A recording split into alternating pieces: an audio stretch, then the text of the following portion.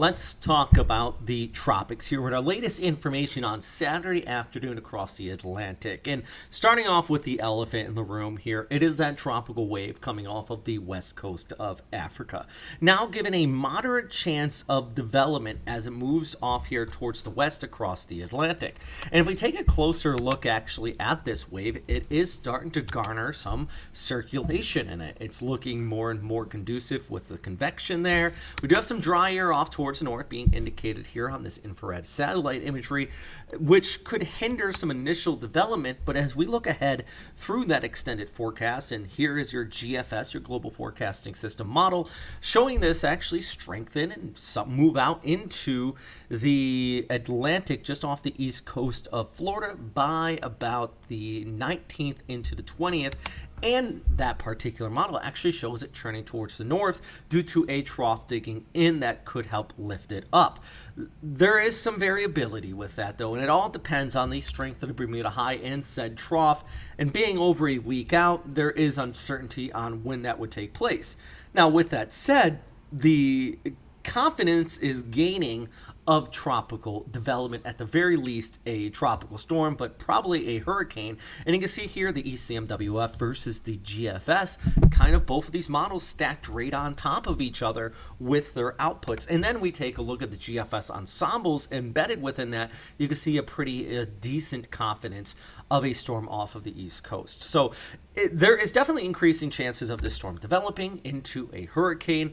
But like I said, it all depends on that Bermuda High off towards the east. Now, remember that in moderate risk, the one right above me, see that area in yellow over the central Atlantic? That hopefully does degrade that high just enough that allows this to stay out to sea and keeps it towards the east and off of landfall.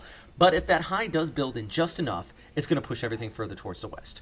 So at this time, there is this is just my numbers, by the way. This is not official forecast, but my thoughts. I would say probably about a 40% chance of this making landfall along the east coast. I might even drop those down to about 30%. But at least at this time, pretty decent chances it's going to stay out to sea.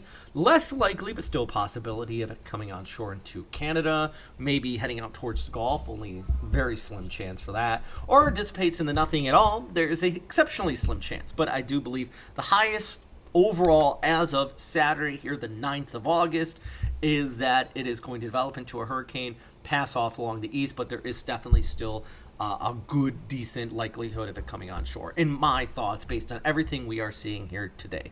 Of course, that confidence will build, and those numbers will increase in confidence as we look further ahead. Saharan dust is also filtering into this, as well as overall the sea surface temperatures out ahead of it are conducive for tropical cyclone development into the mid to high 80s, up near 90 degrees in spots, which definitely, is warm enough for tropical cyclone development, and not only development but intensification to a stronger storm, especially when you're talking about high 80s near 90 degrees in August.